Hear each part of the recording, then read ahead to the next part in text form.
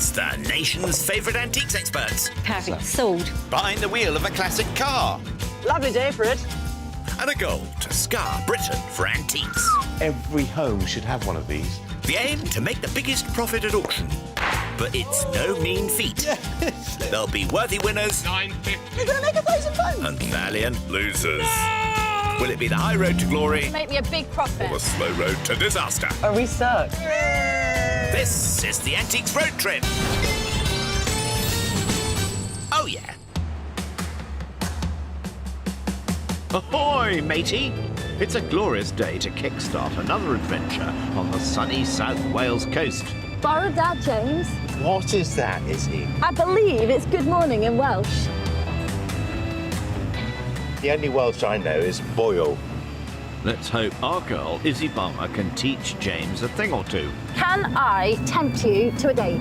A date? A date. There we They're go. not a date. Yes, it is. That's a, It's a that's medjool. blonde. It's a fresh medjool date. That's lovely. Hey, we're having a date, James. Sweetening him up already. They do make a stylish pair in their 1977 Morgan Plus 8. James, I've got to say, this car very much suits you. Lovely car. Does she drive well? Are you enjoying it? It sits really nicely on the road. We're all quite snuggly buggly in here, aren't we? We're very snuggly buggly. Blimey, it's lucky these two have met before then. Road trip royalty James Braxton is a veteran antiqueur. That means he likes to reminisce a lot about the good old days. Electricity and modern convenience makes everybody lazy. But jewellery specialist Izzy Balmer only made her road trip debut a few years ago. Something like that. Ta-da! James showed her the ropes, but she took home the win. You're probably the winner. You dark horse, you. You did really well. First road trip, and you won. Yes, but James, I feel the pressure because can I do it again? My objective on this road trip is to beat you. Okay, that's fine. I'm okay So with we that. just lay it out there. Oh, look at that. Fighting talk already. Our twosome have £200 each and we'll be taking the scenic route through South Wales before heading north and looping back down to Pembrokeshire. Oh, look. What? Look, there's a sheep. Sheep. Okay, let's not That's stop. famous, isn't it? For Wales, yes. Lots of sheep. Yes, lots of sheep and lots of daffodils. You don't say. On this leg, they'll be shopping in Pontypool. But we're kicking off on the beautiful Gower Peninsula, where you'll find towering cliffs and dramatic coastlines, and our first stop, the village of Crofty, home to Gower Reclamation. Izzy's been kindly dropped off by her buddy. Looking for a yellow door. That's if she can find the way in. Ah, yellow door. Thank goodness for that. Wow. Izzy has £200 to spend. And this veritable treasure trove will be sure to tempt her. Oh my goodness, I've never seen so many fireplaces.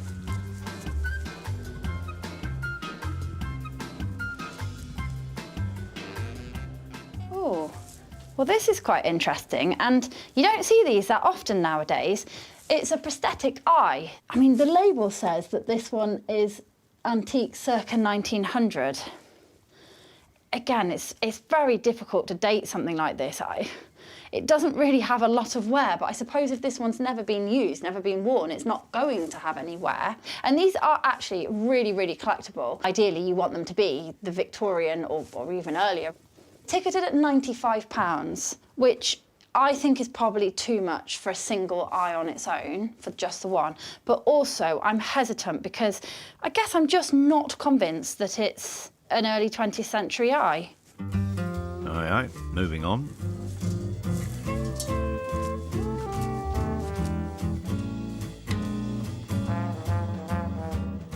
Oh, Time for a close look at this chap. he's a little bit different.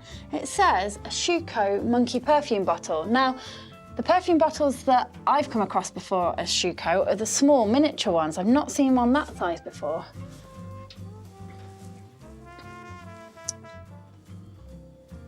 Now, he is in very well-loved condition. That's one way to put it. Well, originally, his whole body would have been covered in mohair, but there's only a little bit left. You can tell that he is certainly 1920s, but what I'm hoping is if I give his head a little wiggle, and I don't want to pull too hard here, and inside there should be a perfume bottle. So if I unscrew this, yep.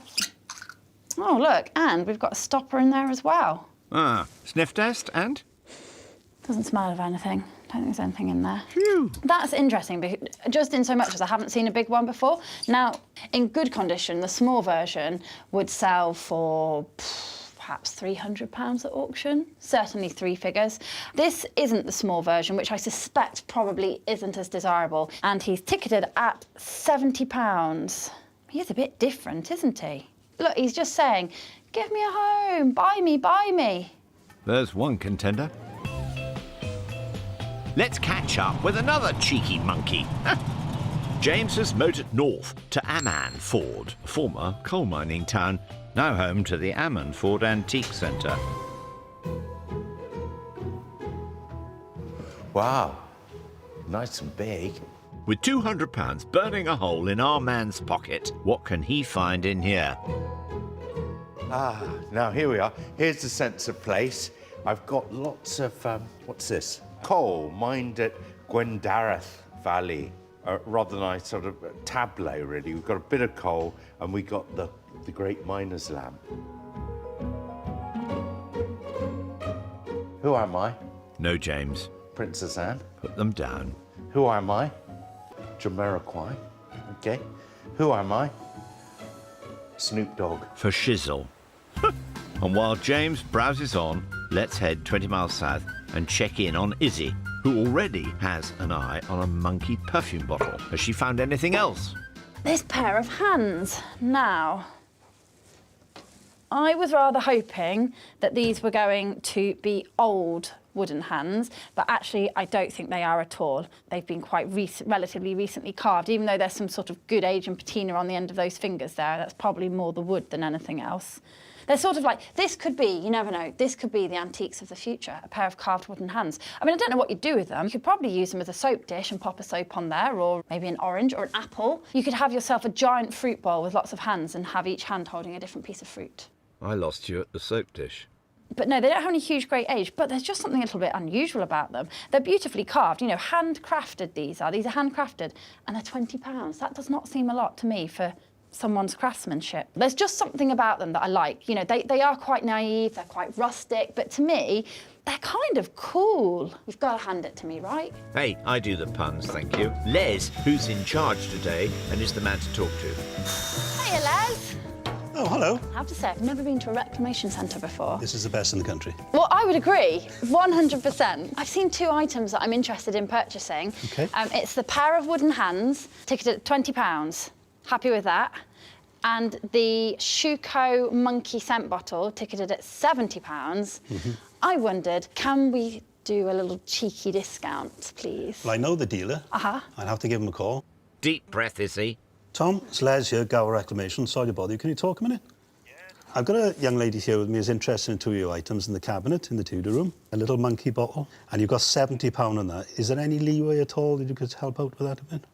55? Is that his best? Is that your best? £50. Ah, yes, please. Thank you very much. OK, Tom, thanks. And with the wooden hands, that makes 70 to pay. Izzy has £130 left to spend. I'll pop that there. Thank you very much. I'll go and grab my items. Lovely. Hope Thank you you enjoy so it. much for having me. Now, I wonder how our man in Amman Ford is doing. Oh, something's luring me in him. 2 bits of bamboo. Like a moth to a flame. So we've got a nice hall stand. It's too expensive, 165. I see that really at about 80 to 120. So that's rather overpriced. That, 45, isn't safe. And they use this little straw weave, and then you often see them, somebody will have put a piece of glass in the top just to protect them. But if anything gets damaged, it's normally this that is then replaced with something else. But the design's quite nice, isn't it? The whole thing's done with little panel pins. and panel pins here. Structurally, there'll be a couple of holes here to let them in. But, you know, this is now, what would I say, date-wise? I'd say that's probably anywhere between 1860, 1880. Old, but very on trend, and it's a green way to furnish your home too. If I can try and get 25, 30, I'd buy it. Time to get your haggling hat on. Oh, wait, you're already wearing it. Now, hello, Shane. Look at you. Hello there. God, dab hand with a duster, are you? Absolutely. Now, I've been going around your lovely shop and up in the top room, a bamboo table with the basket weave tops. You had, I think, £45 on it. Is that something that could be bought for, say, 30? Can we go to 35? Could we go to 32? We can. Excellent. Okay. So that's 32. We have a deal! Good work. He leaves with £168 still in his pocket. I will leave you, and I'm off to Llandeilo. Okay. Meanwhile, Izzy has journeyed to the seaside city of Swansea and Langlands Bay Beach, to be precise. She's here to find out about the pioneering locals who brought skateboarding from America to these shores. Ian Thomas was one of those skaters. Well, hello, Tom. Hi, Izzy. Okay. How did skateboarding come about? Surfing was the more popular sport, especially in California. We tend to think of Langland as the small California. We've always had the best surfers in Langland, and that's created the skate scene. This has been a surfing hotspot since the 1960s. So when Californian surfers invented the skateboard to give themselves something to practice on when the surf was low, it wasn't long before the surfers at Langlands Bay were doing the same. Fast forward to the 1970s. It was a decade where the sport transformed from what you can see here. Even with resistance from some locals, skateboarding went from strength to strength, with an area called the Mumbles fast becoming the centre of the UK scene. But without any skate parks, the locals had to go to work building their own. Skateboarding has always had a sort of rebellious reputation. We used to make our own ramps and half pipes dotted around the place. Some in Langland car park here, the council would come along and say you can't put that here and take them down. So what happened? We started working with the council. We had to form a club. We formed a club called the Langland Board Riders. Despite multiple sites being built, then shut down, the group of skateboarders were now unified, and they were determined to keep the skateboarding scene alive.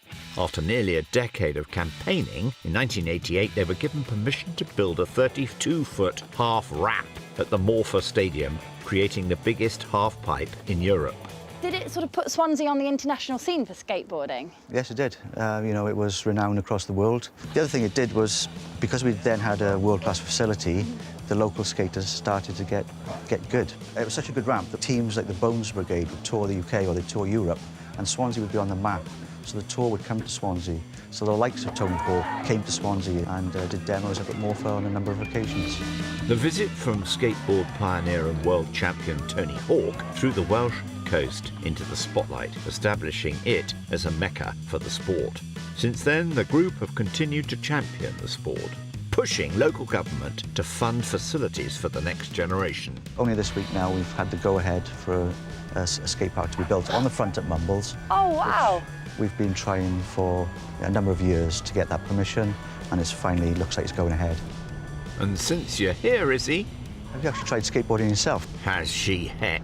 I have never tried skateboarding. I don't think I've even put a foot on a skateboard before. Told you so! And to take on the challenge, Izzy's heading to Swansea's biggest skate park to meet an instructor who goes by the name of Robbo. Good luck.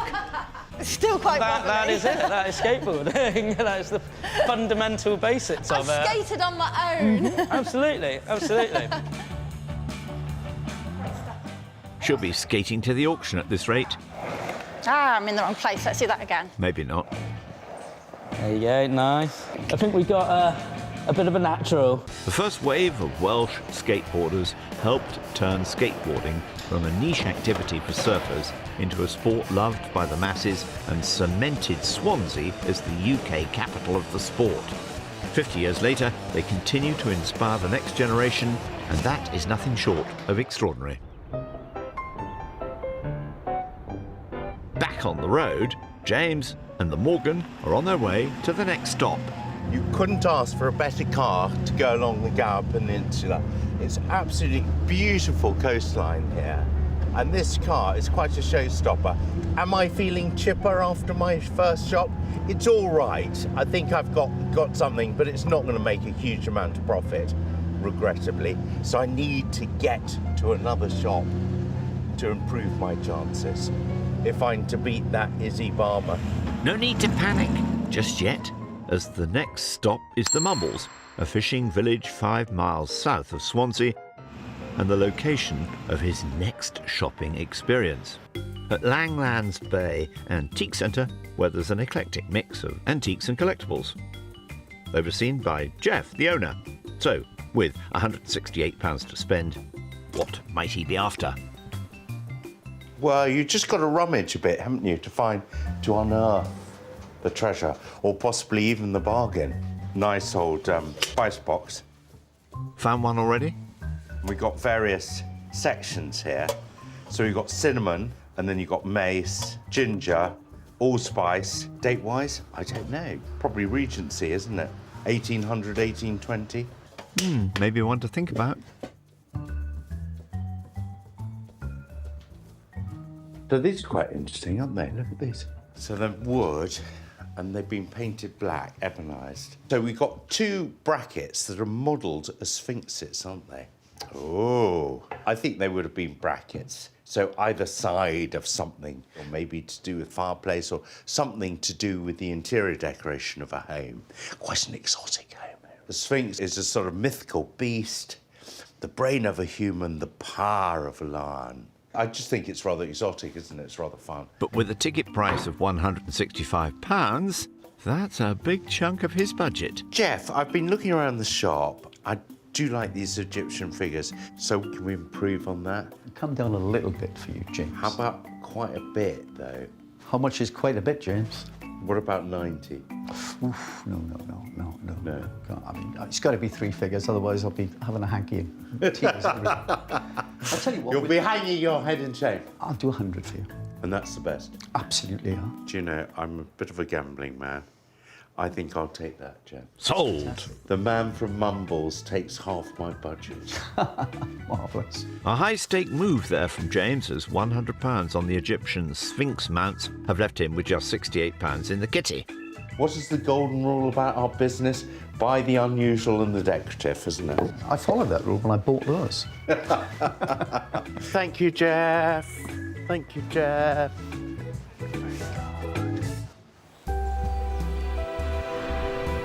Time to find Izzy now and hit the road. Sunshine. Still. Sunshine, a lovely car, and a lady-o next door to me. And I've got my boyo. Have I landed in heaven? I believe you have. Oh, give it a rest. Time to hit the hay. Nighty-night.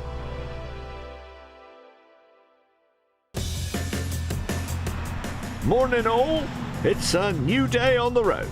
It's not so sunny today, is it? It's not. What have you done with the sunshine? I think it's good. We're seeing real whales. Well, that's true. Yes, plenty to see, plenty to do. Can't let a few clouds stop you. I like the way our engine now is smoking. I was Can you just see that? thinking Don't that. worry about it. Ignore it. Suddenly our car has turned from the mechanical beast into a traction engine. Crikey! They won't be going anywhere fast. But at least they've already got one successful shopping day under their belt. James has just £68 left, having splashed out on a bamboo table and a pair of Sphinx mounts. I just think it's rather exotic, isn't it? It's rather fun. While Izzy hit the ground running, buying a monkey perfume bottle He's a bit different, isn't he? and a pair of wooden hands, leaving her with £130. Is this the hand of friendship? I have, but I've actually bought 2 hands of friendship. Do you know what I think they are? What? Salad servers. I love it! Aren't they for tossing salad? So you don't have to get your own hands dirty and use those. Yeah, I love that suggestion. I think they're salad servers. Well, let's see what today serves up, shall we? Next stop, the market town of Cowbridge, where the great thespian Sir Anthony Hopkins was once a schoolboy. And there's our Izzy, Having dropped off her chum, she's going to try her luck here at the Happy Days Vintage Home Store. Full of salvage, antique and vintage. There's plenty to choose from, if she can bear to part with some of her cash. What on earth is that? A 1920s secret contraceptive device? Oh, lordy. So, Ingram's Eclipse whirling syringe. Well, that sounds jolly unpleasant just from the name of it. And I'm not quite sure if I want to touch this. So that is ejecting something. It's made upon the most modern principles.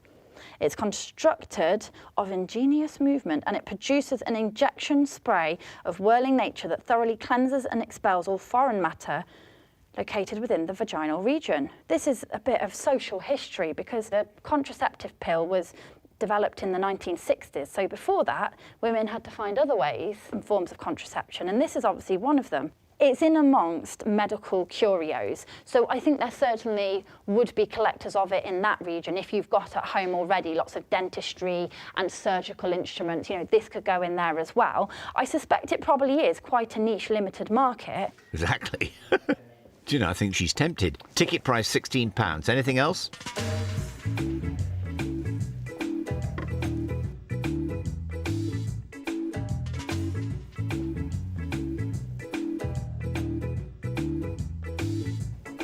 Now, what's this? Do you know what? You do see these little vases fairly often, but this one is not quite what I was expecting. You've got this rhythm form, and then you've got this red trailing. Now, the ones that I've seen before actually have a green trailing, and the green glass is a little bit raised, and that is actually sort of like a defining feature of Stourbridge and Sons, which were a glassworks in Stourbridge, Birmingham. It probably is Stourbridge because it's very, very much in their style. And then you've got this silver rim here, and it's nice to see that this silver rim hasn't been glued back on, because that's often what happens as well. The silver rim comes detached, and so it has to be re-glued back on. Now, this one says RP. So RP is for Robert Pringle. Started out as Robert Pringle, over the years became Robert Pringle and Sons. This one, it's for London, Hallmark. It's 1905. So we've got an Edwardian little posy vase here. I don't think it's going to make a huge amount of profit, if I'm really honest, but I always try to buy something that's either a little bit unusual or something that I like. However, am I going to like the price? £18. I would hope that it would make 20 to 30 at auction. So that's one possible, and the £16 contraceptive device is another. Time to speak to dealer Debbie. Hello, you're looking very industrious at work there. Trying. Debbie, I've had a good look around. There's lots to see, and I have to say I found two small items, one of which is rather unusual. Okay. I found this vase and also the Ingram spray. I'm always up for a bit of a cheeky deal, and you look like a lovely smiling lady to me. What would be your absolute best if I was to buy the two? I could do the two for 20. Well, I will say yes, please. Thank you very much. We have a deal, yeah! So that's a tenner each for the Edwardian vase and the contraceptive device. Looks like Izzy's found her mojo. Thanks so much for having me. Thanks, Izzy. Bye-bye. Bye. Leaving her with £110 to play with. Ching ching! Meanwhile, James's next port of call is to the Welsh capital of Cardiff, where he's just arrived. He's going to hear about the city's oldest charity, Sight Life, formerly the Cardiff Institute for the Blind.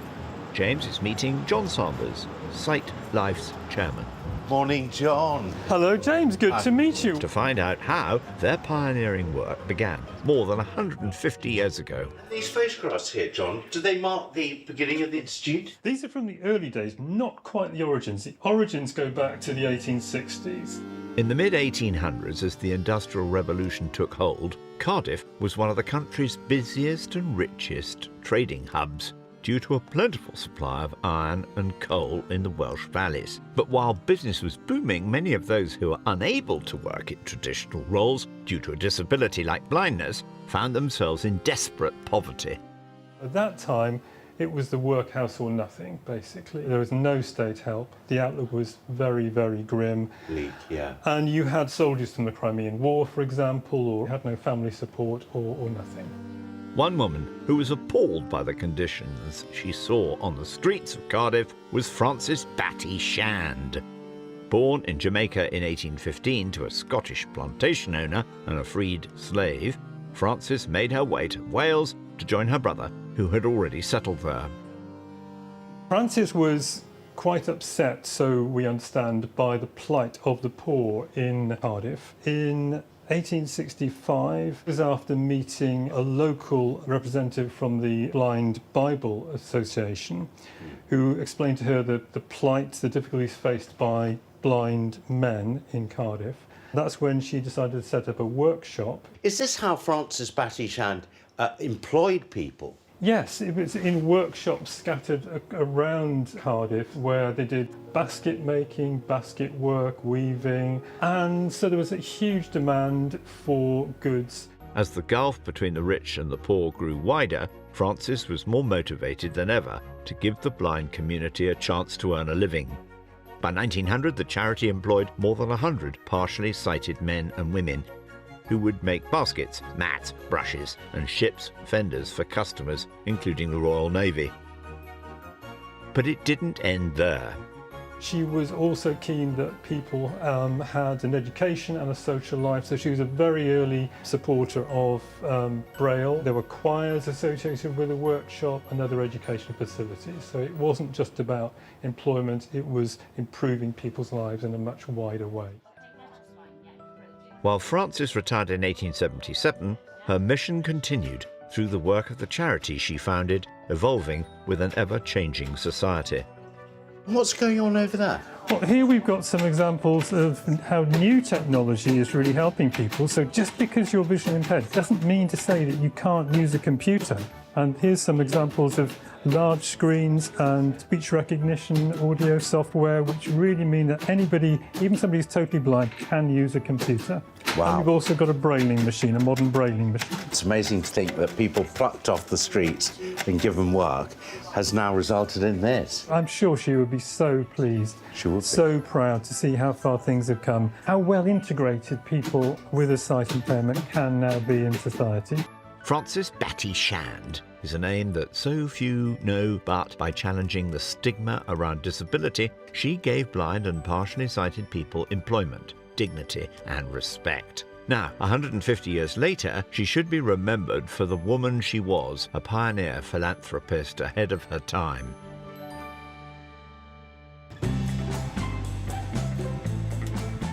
Meanwhile, Izzy is back on the road again, motoring north to the town of Pontypool. Lying on the banks of the Havon Lloyd River, it's home to the Italian Gardens and Ragamuffins Emporium.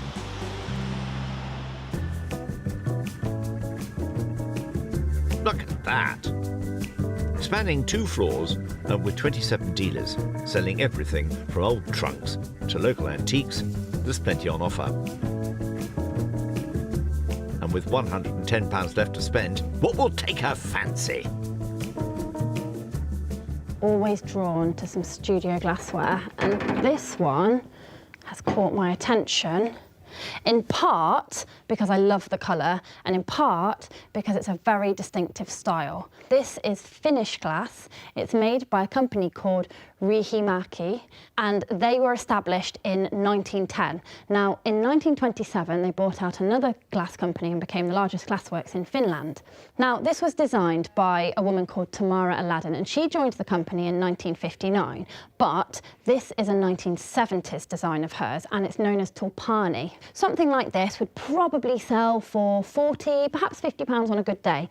Now, it's ticketed at £40, so with a bit of discount, perhaps a bit of profit.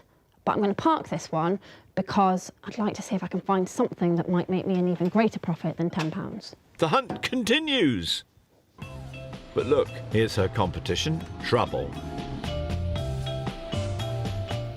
Model stuff, wooden stuff, ceramic stuff. It's all here. I've got £68 to spend, and I want to try and buy 3 items. That's got a great weight. That's a good copper jug. And quite nice. I always like things that are marked. That's a half-gallon measure. And then it's got the sort of weights and measures. So you put a lead spot there, and then your assay office would stamp it. So it's copper, and you've got a really sensible handle there. £45. And are you going to spend £45 on a piece of copper that then you have got to polish? So this needs to be cleaned pretty well every fortnight, every 3 weeks.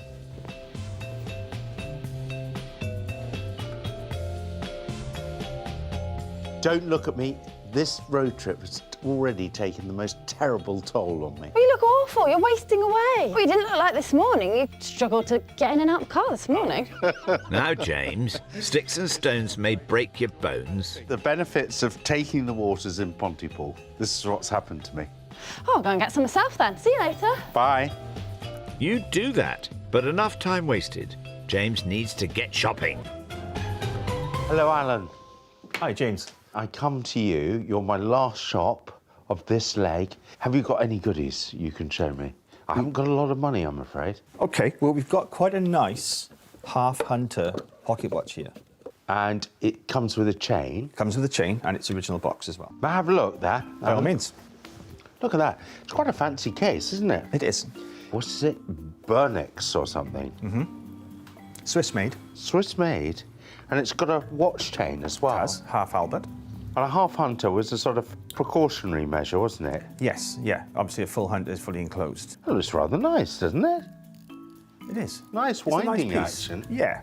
It just It pops really well. pops really well. It snaps really well.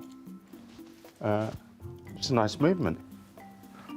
See, I've only got 68 quid. I want to try and buy another item as well. OK. So what, are you saying this is about 40 quid then? That's cutting me really deep, Yeah. that is, James. So I probably couldn't get that low on it. What could that be bought for? Could it be 50? It could be 60.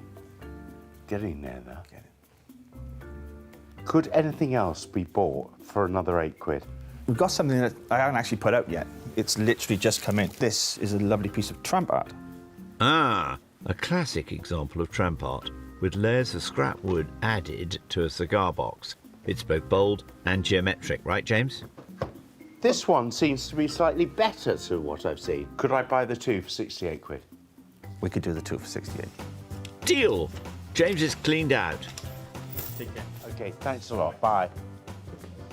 Ooh. Any progress elsewhere? What's this? Ooh, these are a bit heavier than I was expecting. So, what we've got here is a set of stamps, and what I'm just scanning for is every letter of the alphabet there. Now, these are, let's have a little look, Pryor Sheffield, made in England. Originally, Pryor was established in 1849 by a gentleman called William Pryor, and he bought the company that his son was working as an apprentice as, and this company was a mark-making company. Because these say made in England, we can date these to the 1930s, or possibly they're a little bit younger than that. These would have been used by someone such as a head gardener at a big fancy house. So, you know when you go around a National Trust garden and you go around the gardens and they've got all these beautiful, important shrubs, and then they have little metal labels on copper saying, usually in Latin, what the shrub is. And you would use something like this to stamp each letter that creates the word onto copper. It's priced at £35. It's quite tempting. Is it worth a punch? Izzy thinks so. But how low will Alan go? Hello, Alan. Hi, Izzy. I have found this rather fabulous punch stamp set. It is nice, isn't it? It's lovely. It's ticketed at £35. I'm sure you know what's coming. Is there any chance of a discount? With that trader, I can usually do 10%. Probably could squeeze it a bit more down to 30. Any chance of a bit less? 28. Go on then. £28. 25. Let's do that. Thank you very much. The last deal of the day for Izzy. See you soon. Bye-bye. Bye-bye. Time to find her old chum. See, it's another successful day. Yes, we're all spent up. Well, James is. Izzy still has £82 in her purse. Not long before we find out who played the smarter game. Off to auction, first auction. Lots of lovely profits, that's all we need. Yes, that's all we need. It's not a lot to ask, is it? Oh, well, I don't think so. It's really not a lot to ask, is it? We just want profits all round. Yeah. Time for some shut-eye.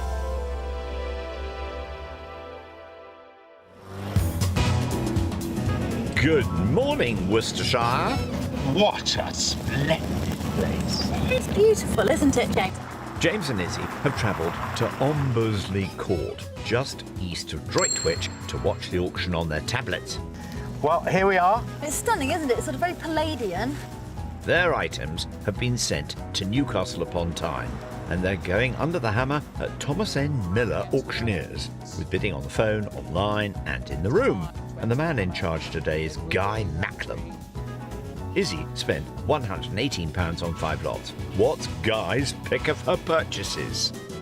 The metalworkers' letter stamps don't appear in auctions very often. This is nice and complete and in original condition, so I think these might have appeal today. James spent the full £200 on his 4 lots. Guy? The Sphinx mounts, I think, are really quite good. They're big, decorative things. Not entirely sure what they were off originally, but they'll certainly have some appeal just simply on their decorative merits. Here's hoping. Back at Ombersley Court, it's almost time for the final reckoning. Look at you reclining on that car. It's a bit slippy. I'm having to hold myself here. It's a bit like a roller coaster or a slide. I might just end up down in the footwell. It's like going on an aeroplane, isn't it? Brace, brace, brace. Let's hope we don't encounter any turbulence at today's auction. Prepare for takeoff. First up, it's Izzy's Edwardian glass vase. 30 is the bid. 35 is bid on the internet. We're away. 35. I like this doubling of the money. Don't stop now online. Come along, click the button. At £35. I'll That's take not that, bad. James. Take I'm all right that. with that. At £35 for the lot, then. Your final chance, internet. Come on. Bit lost for words. £35, that's not bad, is it? Strong start for Izzy. That's not too shabby at all. Next up, James's Tramp Art box. It's a cigar box, and it's all these funny stepped. Yes. It's just made from nothing, isn't it? I think that's the idea of tramp art. I like it. It's sort of stuff that you might find in a skip. 30 is the bid. We're straight in on the net. Any advance at 30? 30? I've got 30. James, £30. 35 offered. 35. At £35, we sell to the net. Well done. Thank you. I'll take that. At £35, that's more than 4 times the cost. James, that's a really good result. It's very good. For an £8 buy and you've made 35. I know. I'm pleased with that. How will Izzy's 1920s contraceptive device fare? £20 anywhere to start me. Oh. For £6 offered. 8 is the bid. I bid £10. Well, there we go. 10. on the We're internet. off. Any advance internet, 10 for the lot, take 12 elsewhere. Have I got a washing of the Buy on face, net for James? 10. We sell for 10. Well, there we go. £10. I've washed my face. An interesting find. So you pleased with that, Izzy? Well, it could have been worse, couldn't it? Yeah. Broken even. Broken even. That's all right. A more conventional lot next, it's the Silver Burnex pocket watch. I had to pay £60 for it. Only 60? And it's cased. Well, that's got to be a profit. And it's Swiss. And I bid £80 for it. Ooh. £80. I've got £80 against you. Offshore internet. At £80, and this is your last chance. I was expecting more. It's still a You profit. see? Still a profit. Certainly not a loss. That's all right. Yeah, I'm I happy. think that's all I right. thought that might have a bit more legs, though. How about a pair of hands next? I just thought they were cool. They were quite naive. I just think thought they're rather You nicely. could use them as a decorative item. You could use them to hold things or salad servers. And I've got 14, 16, 18. If you're 18 in the room buyer first, 25, 30. 30 on the internet, 35 on the internet. They're still going, madam. Come along, jump in now. 40 bid. It's in the room for 40. 45 against you. At £45, well, there we go, all out in front. The bidder here on the internet. Perhaps they're not salad servers. 45. This is your last chance. At 45, hammer last call. That's a result then. Bought for 20, sold for 45. That's all right, isn't It's it? all right, it's not bad. Now, on to James's bamboo table. Come on then, James. You bought some bamboo. We would not have a road trip I with know. you and I if Had you to did be- not buy some bamboo. Bamboo had to be represented. 18 on the net, 20 is bid in the room, 25 online, and again, madam, 30 back to the room, 35 is bid on the net. Yes, profit. Nice condition, 40 bid in the room, 45 on the net, 50 is bid in the room, 55, no, £55 offered, good decision there. This is your last chance, last call, at £55 we sell. I'm happy with that. So, James and Bamboo, the love affair, is set to continue. You're a visionary, James. You have said for years that bamboo should be highly rated. Finally. Up next, Izzy's Shuko Monkey perfume bottle. £50. That's quite... Was that your biggest spend? I think it might have been, yes. Stretched myself, James, to £50. 30 bid, 35. I've got 40 bid against you, 45 against you, internet. Little bear. Ooh. Any advance of £45. Come on. Bidding at the Come back, on. sir. £45. Come along, internet. Click the button. It's a bit lower than I was hoping. £45. This is your last chance. No, don't put your hammer down, sir. Oh, well, that's a first loss. Ah, well, I thought he deserved more. Is that your first loss? It's a £5 loss. On to James's last lot now, the Egyptian Sphinx mounts. He has high hopes for these. They've got a good Egyptian look, these. We've got a pair...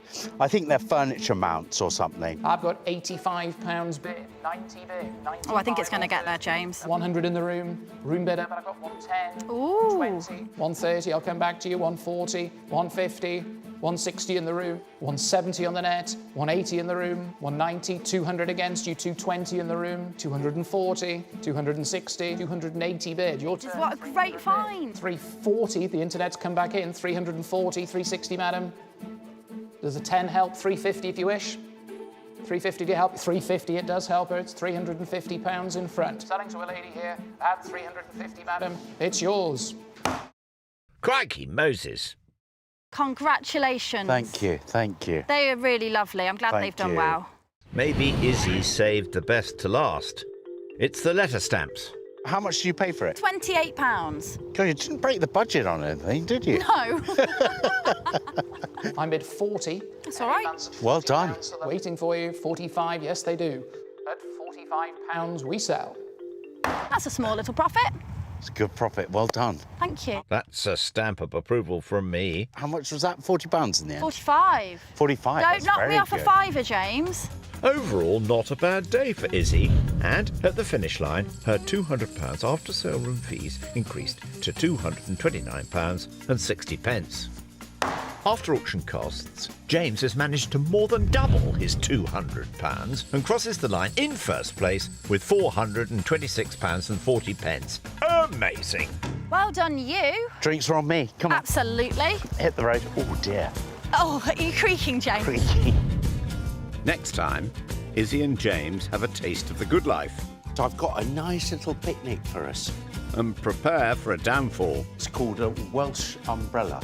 As the competition ramps up, I have bought very much outside of my comfort zone. I'm hearing danger. some things come crashing down. Nothing to see here.